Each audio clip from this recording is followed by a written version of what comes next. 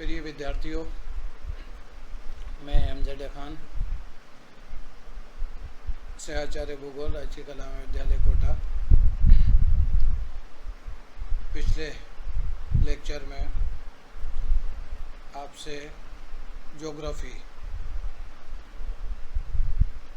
या जिसे हम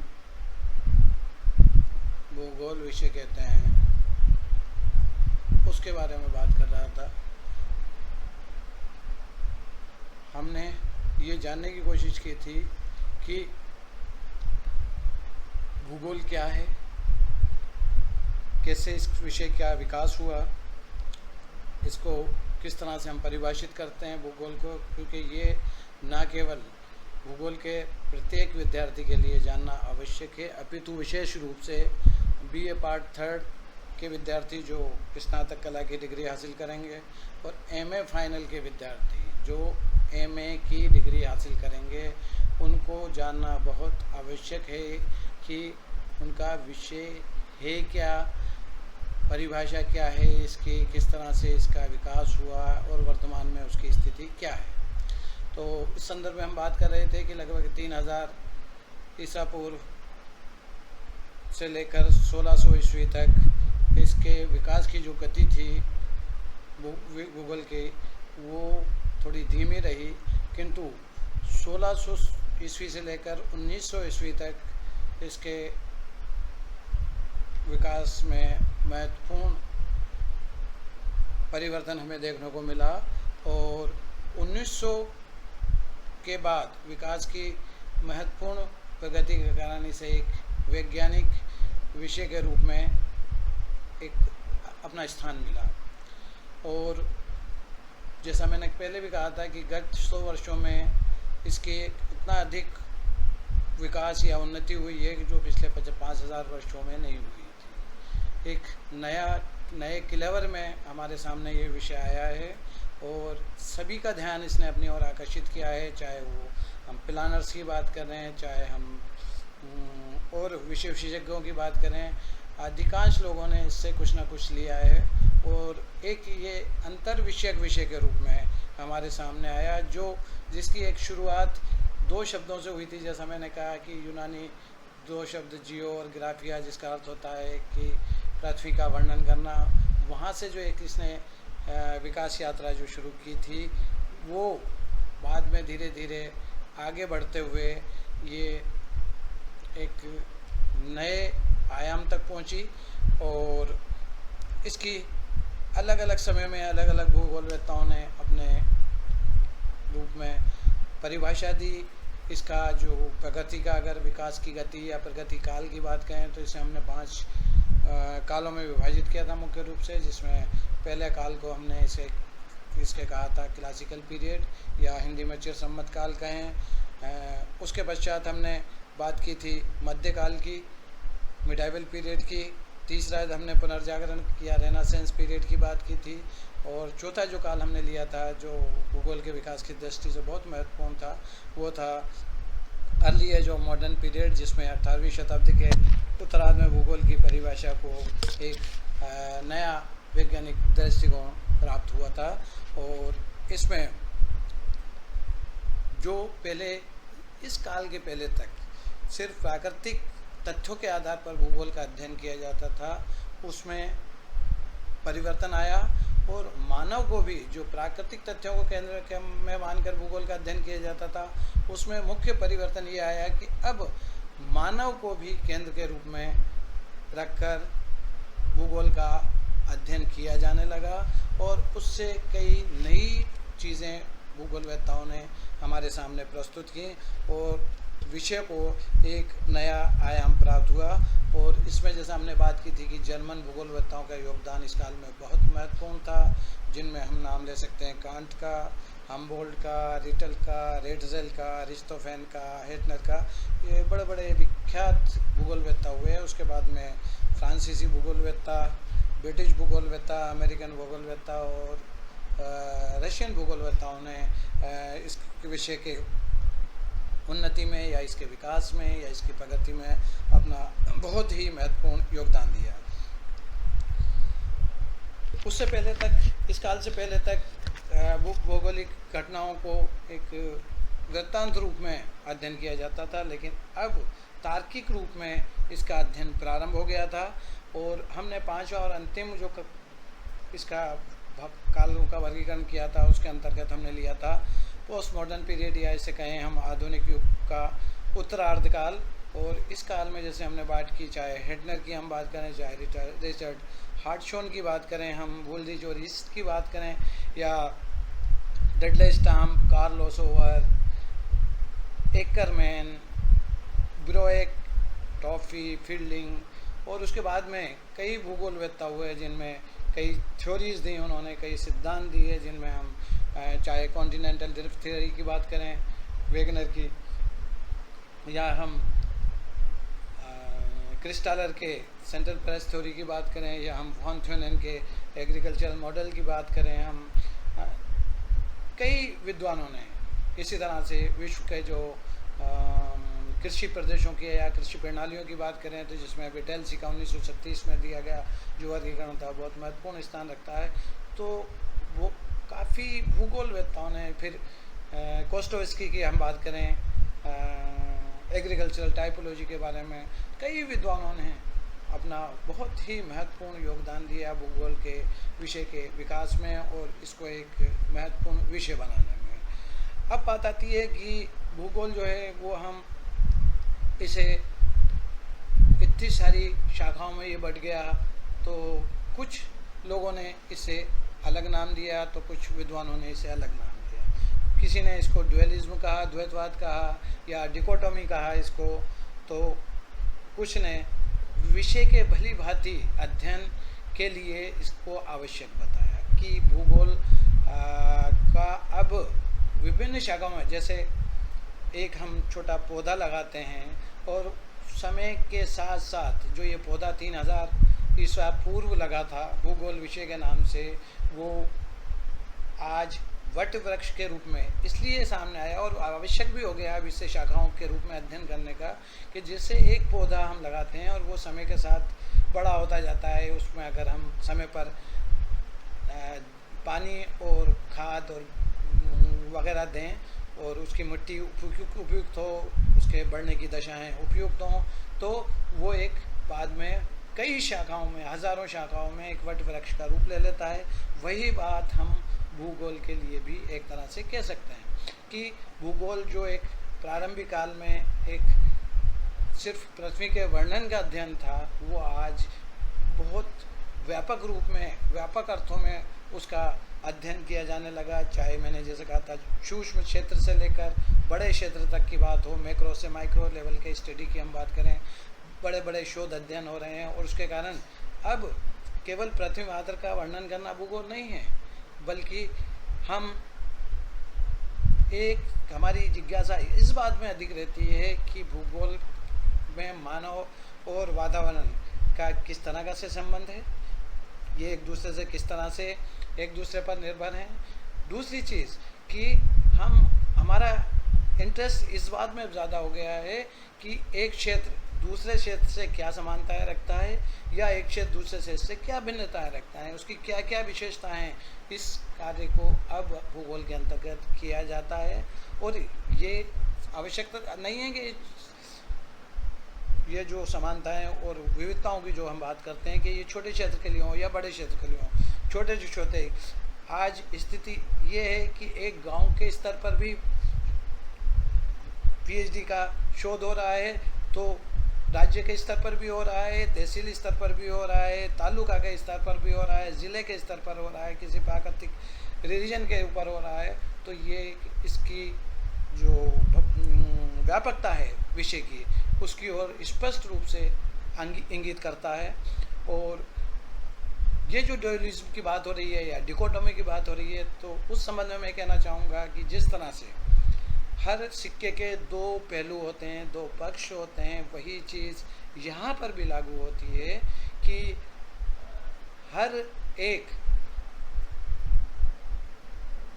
किसी भी चीज़ के सामने रखने पर दो तरह के पक्ष रखता है। दो पक्ष जो हैं वो हम कई सारे जो भौगोलिक सिद्धांत हमारे सामने आए उनके बारे में बात करते हैं। हम वेगनर के महाद्वीपीय विस्थापन सिद्धांत की बात करें, यद्यपि वेगनर का उद्देश्य जलवायु वैज्ञानिक होने के कारण जलवायु संबंधी दशाओं का अध्ययन करना था, परंतु जब उन्होंने अपना कार्य शुरू किया तो एक नई दिशा उनको प्राप्त हुई और वो महाद्वीपों के विस्थापन की ओर बढ़े। यद्यपि उन्होंने कुछ जो बल बताए या और कई सारी जो उनकी चीज़ें थीं उसमें कुछ कमियां थीं, लेकिन उस समय भी यही हुआ जो हर एक के साथ होता है कि दो तरह के उनके आलोचक सामने आए। जब उन्होंने अपना सिद्धांत दिया कॉन्टिनेंटल ड्रिफ्ट थ्योरी का, तब एक लोग तो ऐसे थे कि जिन्होंने पूरी तरह से उसको नकार दिया और उसके ऊपर ये आरोप लगाते हुए कि इसमें ये कमी है और ये बल इसके लिए उत्तरदायी नहीं है, ये ऐसा संभव नहीं है, ऐसा करके। लेकिन दूसरी तरह के जो लोग थे जिन्होंने क्रिटिसाइज तो किया उसको, उस सिद्धांत को, लेकिन उसमें उन्होंने एक नई चीज़ देखी कि एक नई चीज़ हमारे सामने आई जिसमें हम कुछ परिवर्तन करके जो वेगनर ने दिए उसको एक नया रूप देकर हम उस चीज़ को जो उन्होंने एक हमारे सामने एक खोज का आधार प्रदान किया था उसको हम आगे बढ़ा सकते हैं। और आज प्लेट टेक्टोनिक जो थ्योरी है, प्लेट विवर्तनिकी सिद्धांत है, एक तरह से हम कह सकते हैं वो वेगनर के कॉन्टिनेंटल ड्रिफ्ट थ्योरी का ही उपज है।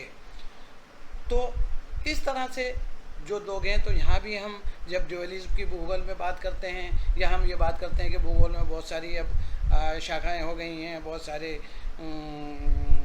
अध्ययन का विषय क्षेत्र बढ़ गया है और यहाँ पर भूगोलवेत्ताओं में झगड़ा हुआ है। इस वजह से इन्होंने दो भागों में भूगोल को मुख्य रूप से बांट दिया, जिससे हम एक को कहते हैं भौतिक भूगोल और दूसरे को कहते हैं हम मानव भूगोल। लेकिन ये ड्यूअलिज्म नहीं है, ये जो ऐसे भूगोलवेत्ता हैं जो इसको विषय को एक नया आयाम देना चाहते हैं, उनका विचार ये है कि इसके पीछे कारण मुख्य रूप से ये रहा है कि हम भूगोल में क्या करना चाहते थे, हम भूगोल में ये जानना चाहते हैं कि हम उसको एक वृहत आकार किस तरह से दें। इसलिए आवश्यक है कि इसकी हर शाखा पर, हर भूगोल की जो मुख्य जो शाखाएं हैं, चाहे वो भौतिक भूगोल से संबंधित हो, चाहे वो मानव भूगोल से संबंधित हो, उनका पर्याप्त विकास हो। तो यहाँ पर इसको भी हम जो जिनको पर बात होती है कि किन किन के पक्ष में हम दो भागों में भूगोल को बांटते हैं, तो यहाँ पर हम 5 रूप से भूगोल की शाखाओं को विभाजित कर सकते हैं। या हम ये कह सकते हैं कि विषय का अधिक विस्तार होने के कारण अध्ययन की सुविधा के लिए अनेक शाखाओं में भूगोल विषयों को बांटा गया और मुख्य रूप से भौतिक और मानव भूगोल के रूप में इसका विभाजन किया गया और इसे आगे और भी कई भागों में बांट सकते हैं। तो मुख्य रूप से हम 5 भागों में इसको बांट सकते हैं। एक तो भौतिक,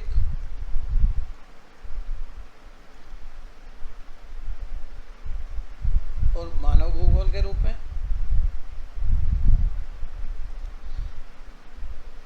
जिसमें हम आगे इसको डिटेल में लेंगे हम। तो भौतिक भूगोल के अंतर्गत हम भौतिक तत्वों का या प्राकृतिक तत्वों की बात करें, उनकी प्रधानता होती है, लेकिन यहाँ ये नहीं कह सकते हम कि मानव का उसके अंदर कोई योगदान नहीं है। लेकिन मुख्य जो पक्ष है वहाँ पर वो भौतिक पक्ष है, इसलिए उसका अध्ययन किया जाता है। जब मानव भूगोल की हम बात करते हैं तो यहाँ पर मानव का जो पक्ष है वो महत्वपूर्ण है और भौतिक पक्ष जो है वो गौण हो जाता है। दूसरा फिर हम बात करेंगे क्रमबद्ध भूगोल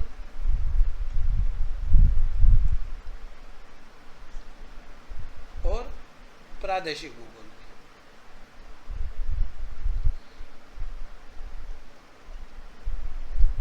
भूगोल में ये अध्ययन होता रहा है। क्रमबद्ध रूप में क्या है, हमने जैसे भारत का भूगोल का अध्ययन किया, एक क्रमबद्ध रूप में हम चलेंगे कि सबसे पहले हम भारत का जो स्थिति है, अक्षांशीय देशांतरीय विस्तार हो, उसका स्थिति हो, उसका कहाँ स्थित है, उसकी सीमाएं क्या हैं, इन सब का। उसके बाद हम किसी भी देश प्रदेश उसकी बात करें, क्रमबद्ध अध्ययन जो होगा वो इसी रूप में होगा।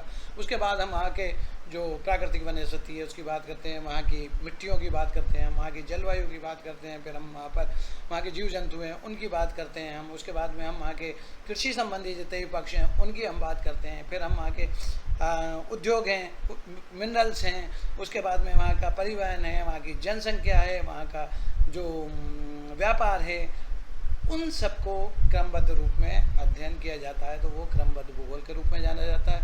और उसी को आगे बढ़ाते हुए हम प्रादेशिक रूप के ऊपर जब आते हैं, छोटे से क्षेत्र से लेकर बड़े क्षेत्र का इसी रूप में जब हम अध्ययन करते हैं तो वो उसे प्रादेशिक भूगोल के अंतर्गत है। तीसरे रूप में हम इसे कह सकते हैं निश्चयवाद और संभववाद।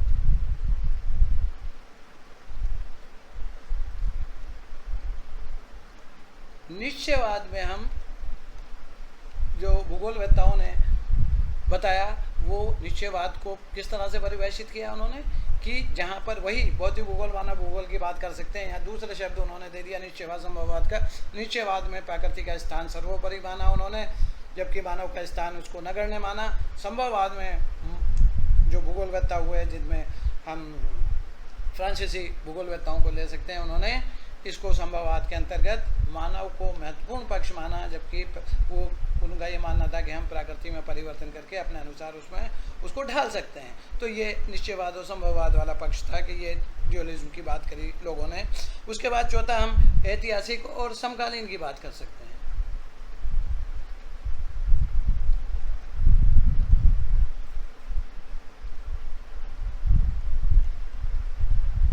ऐतिहासिक पक्ष के अंदर हम भूगोल में ऐतिहासिक रूप से क्या हुआ उसका मुख्य रूप से अध्ययन किया जाता है, और समकालीन में वर्तमान में क्या स्थितियां हैं, भौगोलिक स्थितियां क्या हैं, उनके बारे में अध्ययन किया जाता है। तो ये एक दो भाग इसके हम कर सकते हैं। और लास्ट पांचवा है वो सैद्धांतिक और व्यवहारिक भूगोल।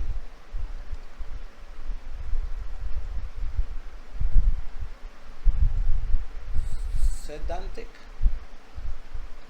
व्यवहारिक, एक एग्जाम्पल से मैं समझा दूंगा आपको। उष्णकटिबंधीय जो क्षेत्र हैं वहाँ पर बागाती कृषि के लिए उपयुक्त दशाएं, या एक एग्जाम्पल रबर का ले लें हम, कि उन क्षेत्रों में रबर जो बागाती कृषि है उसका उत्पादन किया जा सकता है सभी उष्णकटिबंधीय क्षेत्रों में। लेकिन क्या ऐसा संभव है? वो व्यवहारिक पक्ष नहीं है, ये सैद्धांतिक पक्ष है कि रबर का उत्पादन वहाँ पर जो भौगोलिक परिस्थितियां हैं वो रबर के उत्पादन के लिए या बागाती फसल के उत्पादन के लिए उष्णकटिबंधीय क्षेत्र में उपयुक्त हैं। लेकिन ये सैद्धांतिक पक्ष है। व्यवहारिक पक्ष क्या होगा? जहाँ पर व्यवहार के रूप में जहाँ पर रबर की फसल का हम उत्पादन कर सकते हैं, उसका वृद्धि हो सकती है, उसको वहाँ श्रमिक मिल सकते हैं, वहाँ पूंजी की व्यवस्था हो सकती है, फिर बाज़ार उसको उपलब्ध हो जाए, व्यापार के साधन हो, परिवहन के साधन हो, वो व्यवहारिक पक्ष होगा। तो ये मुख्य रूप से हम 5 भागों में भूगोल के पक्षों को रख सकते हैं। लेकिन चूँकि जैसा मैंने पहले भी कहा कि ये एक कोई झगड़े वाली स्थिति नहीं थी कि जिसमें कुछ भूगोलवेत्ताओं ने भौतिक भूगोल पर अध्ययन करना शुरू करा और कुछ भूगोलवेत्ताओं ने मानव भूगोल पर अध्ययन करना। ये सिर्फ विषय की व्यापकता बढ़ने के कारण, इसका विशेष क्षेत्र बढ़ने के कारण, इसकी प्रकृति को देखते हुए जैसे जैसे इसका विकास होता गया एक छोटे रूप से लेकर बड़े रूप में, तो अध्ययन की सुविधा की दृष्टि से हमने भूगोल को मुख्य रूप से 2 भागों में विभाजित किया। इसका एक का नाम हमने दिया भौतिक भूगोल और दूसरे को हमने कहा मानव भूगोल। अब भौतिक भूगोल को हम फिजिकल ज्योग्राफी कह सकते हैं और मानव भूगोल को हम ह्यूमन ज्योग्राफी।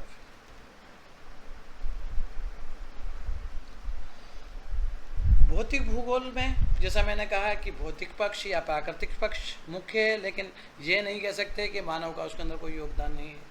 मुख्य जो पक्ष है वहाँ पर भौतिक तत्वों का है, लेकिन मानव का भी योगदान उसमें सम्मिलित है।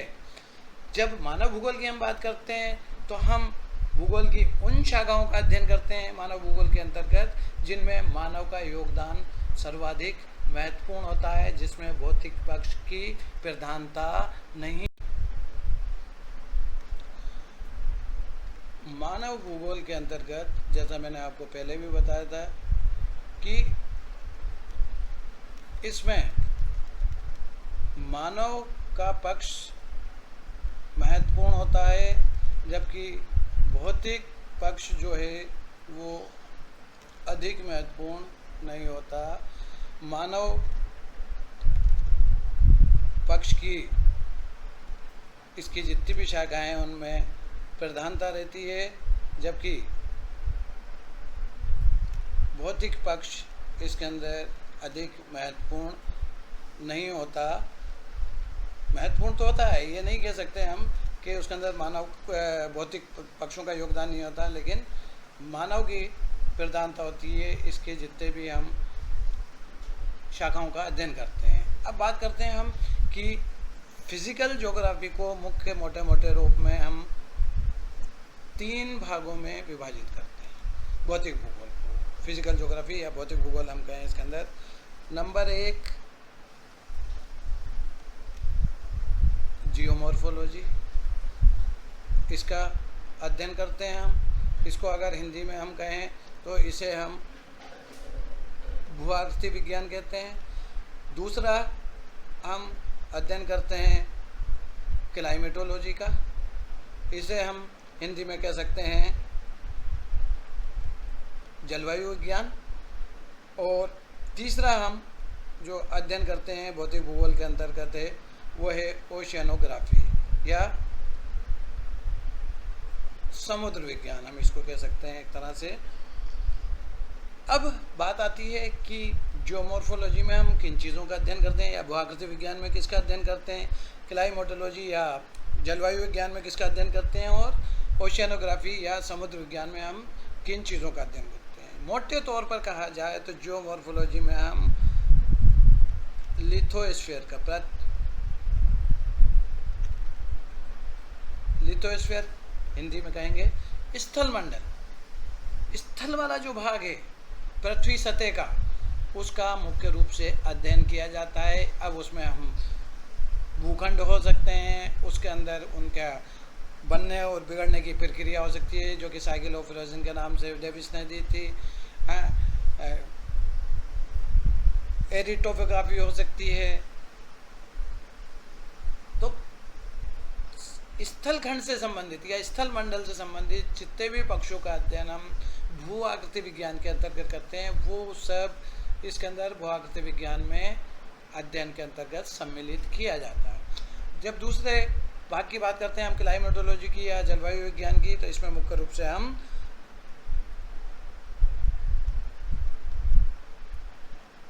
एटमॉस्फेयर की बात करते हैं। एटमॉस्फेयर में क्या बात करते हैं भाई? एटमॉस्फेयर का मतलब वायुमंडल, धरातल से ऊपर जो वायुमंडल स्थित है उसके जितने भी पक्ष हैं हम उनका अध्ययन जलवायु विज्ञान के अंतर्गत करते हैं। यहाँ भी प्राकृतिक पक्ष, जैसे हमने जियोमॉर्फोलॉजी में देखा भूआकृतिक विज्ञान में, उसमें भी प्राकृतिक पक्ष महत्वपूर्ण था, जहाँ पर भी वायुमंडल में भी प्राकृतिक पक्ष जो है वो महत्वपूर्ण है। इसके अंतर्गत हम चाहे वायुमंडल के संगठन की बात हो, वायुमंडल की परतों की बात हो, वायु राशियों की बात हो, विभिन्न प्रकार के वायुमंडलीय तापमान की बात हो, वायुदाब की बात हो, आर्द्रता की बात हो, वर्षा की बात हो, इसी तरह से वायुमंडलीय संचरण की हम बात करें, वायु राशियों की बात करें, हम वाताग्रों की हम बात करें या जलवायु वर्गीकरण की हम बात करें, ये सब अध्ययन हम क्लाइमेटोलॉजी या जलवायु विज्ञान करें। अब बात आती है ओशियानोग्राफी, समुद्र विज्ञान। नाम से ही स्पष्ट है कि इसके अंतर्गत हम मुख्य रूप से हाइड्रोस्फीयर,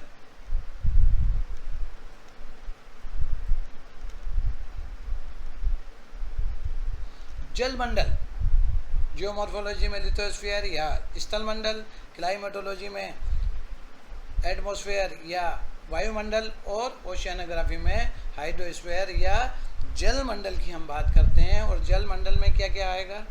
जल मंडल में मुख्य रूप से पानी से विस्तृत जो पृथ्वी सतह का जो भाग है और जो मुख्य रूप से ओशियंस के रूप में, नदियाँ वगैरह के रूप में बहुत कम भाग है, मुख्य भाग जो है वो ओशियंस या महासागरों के रूप में है। तो वहाँ का उसका जो नीतल है वो किस तरह का है, महासागरों की अलग अलग टोपोग्राफी है वो किस तरह की है। जैसे हम जियोमॉर्फोलॉजी में लिथोस्फीयर के अलग अलग टोपोग्राफी की बात करते हैं, चाहे पर्वत की बात करें, पठार की बात करें, मैदान की बात करें, वही दूसरे रूप में हमें महासागरों में उल्टे रूप में देखने को मिलता है। वहाँ भी पर्वत होते हैं, वहाँ भी मैदान होते हैं और वहाँ भी पठार होते हैं।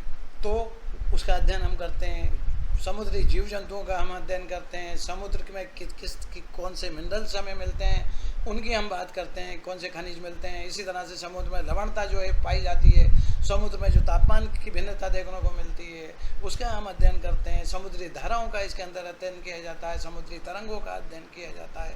इसमें हम कोरल रीफ्स की बात करते हैं, हम उसके अंदर प्रवाल भित्तियों की बात की जाती है। तो ये सब बातें जो जलमंडल से संबंधित हैं वो की जाती हैं। और यहाँ भी आपको स्पष्ट कर देना ज़रूरी है कि यहाँ भी भौतिक पक्ष महत्वपूर्ण है मानव पक्ष की तुलना में। तो ये तो बात हुई फिजिकल ज्योग्राफी की। तो ये सिर्फ अध्ययन की दृष्टि से हमने भूगोल को अनेक उपशाखाओं, शाखाओं, उपशाखाओं में विभाजित कर अध्ययन को सुविधाजनक बनाने के लिए और उसको अधिक वैज्ञानिक दृष्टिकोण प्रदान करने के लिए इसे हमने अनेक शाखाओं में विभाजित किया और उसका हम बड़े विस्तृत रूप में अध्ययन करते हैं। अब बात आती है ह्यूमन ज्योग्राफी या मानव भूगोल की।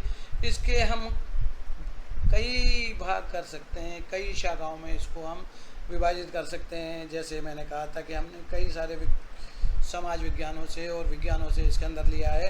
तो जैसे हम इसके अंदर सबसे पहले जो मानव के अंदर, क्योंकि यहाँ भी वापस मैं रिपीट करना चाहूँगा कि मानव का योगदान सबसे महत्वपूर्ण है। प्राकृतिक पक्ष महत्वपूर्ण है लेकिन सबसे महत्वपूर्ण यहाँ पर मानव पक्ष है। तो जैसे हम पॉपुलेशन ज्योग्राफी की बात करें, मानव पक्ष बहुत महत्वपूर्ण है इसके अंदर। जनसंख्या भूगोल, किस तरह की जनसंख्या, हम इसके अंतर्गत पढ़ते हैं कि विश्व के किन किन भागों में जनसंख्या का घनत्व ज़्यादा है, किन किन भागों में जनसंख्या वृद्धि अधिक है, किन भागों में जनसंख्या का वितरण अधिक है, जनसंख्या की वृद्धि दर किस प्रकार की है, वहाँ के लोगों का जनसंख्या का जो है वो स्तर किस तरह का है। कई सारे जनसंख्या से संबंधित जो आस्पेक्ट्स हैं या जो तथ्य हैं उनका हम इसके अंतर्गत मुख्य रूप से अध्ययन करते हैं। दूसरा, हम एक शाखा ले सकते हैं मानव भूगोल के अंदर, मुख्य शाखा जो है वो अर्बन ज्योग्राफी के रूप में। नगरीय भूगोल, वर्तमान में नगरों का बहुत महत्वपूर्ण स्थान है विश्व के सभी देशों में। नगरों में जनसंख्या बहुत अधिक निवास करती है, वहाँ पर बहुत अधिक जनघनत्व देखने को मिलता है क्योंकि वहाँ पर रोज़गार के साधन उपलब्ध हैं, कई तरह की सुविधाएं उपलब्ध हैं। अधिकांश लोग नगरों में रहना पसंद करते हैं। तो अर्बन ज्योग्राफी के अंतर्गत हम अर्बन जो सेंटर्स हैं, जो नगरीय क्षेत्र हैं, मुख्य रूप से उन पर मिलने वाली सुविधाओं का अध्ययन करते हैं, वहाँ की मॉर्फोलॉजी का अध्ययन करते हैं, वहाँ पर किस तरह के लोगों के रेजिडेंशियल एरियाज़ हैं, कहाँ बिजनेस एरियाज़ हैं, कहाँ पर लोगों को रोज़गार के साधन, इंडस्ट्रीज़ हैं वहाँ पर अर्बन एरियाज़ में, कहाँ पर परिवहन के साधनों का विकास हुआ है, कहाँ पर व्यापार का विकास हुआ, वो सब अध्ययन अर्बन ज्योग्राफी के अंतर्गत मुख्य रूप से हम करते हैं। तीसरा जो अर्बन इसके अंदर ह्यूमन ज्योग्राफी के अंदर मुख्य रूप से हम ले सकते हैं वो है इकोनॉमिक ज्योग्राफी, आर्थिक भूगोल। एक ये भूगोल की या मुख्य रूप से कहें ह्यूमन ज्योग्राफी की एक महत्वपूर्ण शाखा है। इकोनॉमिक, आर्थिक भूगोल नाम से स्पष्ट है। आर्थिक पक्षों का इसके अंदर मुख्य रूप से अध्ययन किया जाता है। किसी देश की बात करें, हम किसी क्षेत्र की बात करें, किसी प्रदेश की बात करें, किसी ज़िले की बात करें, किसी महाद्वीप की बात करें, किसी क्षेत्र विशेष की बात करें या विश्व की बात करें हम, तो वहाँ की आर्थिक भूगोल के अंतर्गत वहाँ का आर्थिक स्तर किस तरह का है, इकोनॉमी किस तरह की, अर्थव्यवस्था मुख्य रूप से उससे जुड़े हुए जितने भी पक्ष हैं उन सब का अध्ययन हम आर्थिक भूगोल के अंतर्गत, और ये मुख्य रूप से हमने अर्थशास्त्र से या कॉमर्स से हमने इसको इसकी जो सब चीज़ें हैं इसके अंदर मुख्य रूप से अध्ययन करते हैं। फिर एक शाखा और बहुत महत्वपूर्ण है, एग्रीकल्चरल। बहुत महत्वपूर्ण चीज़ है हमारे देश। कृषि भूगोल के अंतर्गत कृषि से संबंधित जितने भी क्रियाकलाप किए जाते हैं उन सबको इसके अंतर्गत हम, चाहे वो हम बात करें कृषि अलग अलग क्षेत्रों में किस प्रकार की कृषि होती है, किन भागों में कृषि के लिए भौगोलिक दशाएं किस तरह की हैं, कौन से कारक कृषि को प्रभावित करते हैं, चाहे वो भौतिक कारक हों, चाहे मानवीय कारक हों, चाहे वो आर्थिक कारक हों, चाहे सामाजिक कारक हों, चाहे तकनीकी कारक हों, चाहे वो सांस्कृतिक कारक हों, उन सब का अध्ययन इसके अंदर किया जाता है। साथ ही कृषि प्रदेशों का अध्ययन किया जाता है। विभिन्न क्षेत्रों को कृषि के अलग अलग प्रदेशों में बांटकर उनका व्यापक अध्ययन किया। तो ये भी एक मानव भूगोल की एक शाखा है। अगली शाखा की हम बात करें तो हम कह सकते हैं पॉलिटिकल ज्योग्राफी। ये भूगोल की एक महत्वपूर्ण शाखा है और मुख्य रूप से पॉलिटिकल साइंस के जो विचार हैं उनका समावेश मुख्य रूप से करते हुए हम भौगोलिक पक्षों को रखते हुए राजनीतिक भूगोल में मुख्य रूप से अध्ययन करते हैं। और इसमें मुख्य रूप से किस देश की सीमाएं प्राकृतिक हैं, किस देश की सीमाएं मानव निर्मित हैं, किस देश में जो है वो जनसंख्या के अनुसार वहाँ का जो मानव जो श्रम है वो उपयुक्त है, कहाँ पर स्ट्रेटेजिकल पॉइंट ऑफ व्यू से उस देश की स्थिति अच्छी है, क्या क्या उसे सुविधाएं प्राप्त हैं, हृदय स्थल उस देश का कहाँ पर है। ये सब चीज़ों का अध्ययन, राजधानी क्षेत्र कहाँ कितना महत्वपूर्ण होता है किसी भी देश के लिए, बहुत सारा कोर एरिया कौन सा होता है, इन सब चीज़ों का मुख्य रूप से पॉलिटिकल ज्योग्राफी के अंतर्गत अध्ययन किया जाता है। एक और शाखा के रूप में हम ले सकते हैं इंडस्ट्रियल ज्योग्राफी।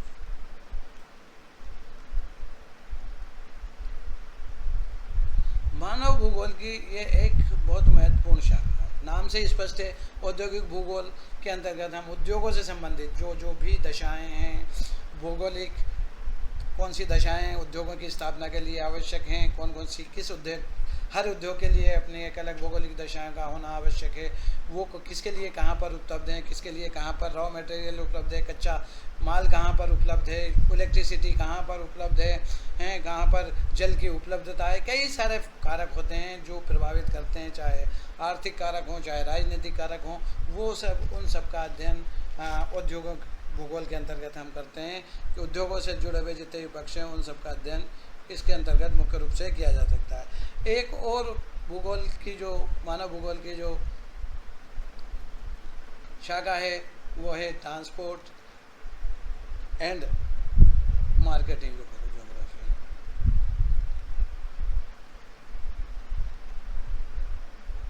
परिवहन एवं विपणन भूगोल किसी भी चीज़ के उपज के लिए, चाहे वो कृषि संबंधी हो या अन्य औद्योगिक संबंधी उपज हो, हर चीज़ के लिए, और यातायात, परिवहन, जनसंख्या के एक स्थान से दूसरे स्थान के प्रवास के लिए, जाने आने के लिए ट्रांसपोर्टेशन बहुत आवश्यक है। इसी तरह से मार्केटिंग की व्यवस्था भी बहुत आवश्यक है, उसके बिना ये सब संभव नहीं है। इसमें हम मुख्य रूप से ट्रांसपोर्ट और मार्केटिंग ज्योग्राफी के अंतर्गत इन्हीं सब पक्षों का मुख्य रूप से हम अध्ययन कर सकते हैं। इसके अतिरिक्त हम और भी कई शाखाएं भूगोल की हो सकती हैं, जिसमें सेटलमेंट ज्योग्राफी, अधिवास भूगोल,